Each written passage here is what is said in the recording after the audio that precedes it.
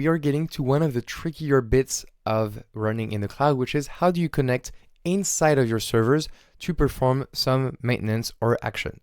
So for this, for Linux servers, we can use SSH to do a secure shell into our servers.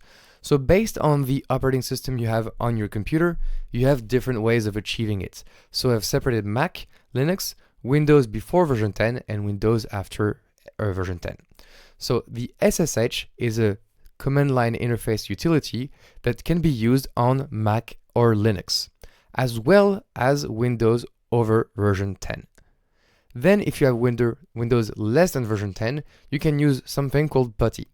PuTTY will achieve the exact same thing as SSH, so when I say you should SSH, if you're on Windows, you can use PuTTY, and PuTTY is valid for any version of Windows. They do the exact same thing. They allow you to use the SSH protocol to connect into your EC2 instances. And then finally, there's something new called the EC2 Instance Connect, which is going to use your web browser, so not a terminal, not PuTTY, your web browser to connect to your EC2 instance. And I like it a lot because it is valid for Mac, Linux, Windows, all versions, okay? The cool thing about EC2 Instance Connect is that it works, but it only works for now with Amazon Linux 2, and this is why I've been using Amazon Linux 2 in this tutorial. So now what should you do? If you are on Mac or on Linux, then please watch the SSH lecture on Mac Linux. If you're on Windows, then you can either watch the PuTTY lecture, or if you have Windows 10, then I have created an SSH on Windows 10 lecture as well.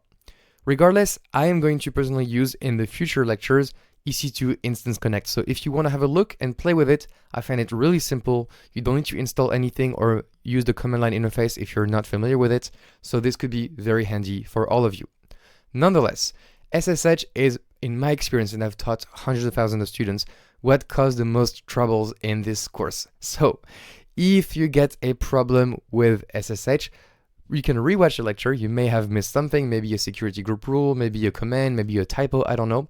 There's also a troubleshooting guide that I've put together after these lectures, so have a look. I would recommend to try EC2 Instance Connect as well. It sometimes fixes all problems.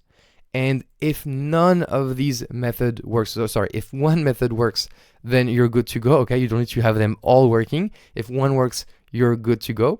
And if no method works, that's completely okay. This course is just introductory and it won't use SSH much and you'll be fine, okay?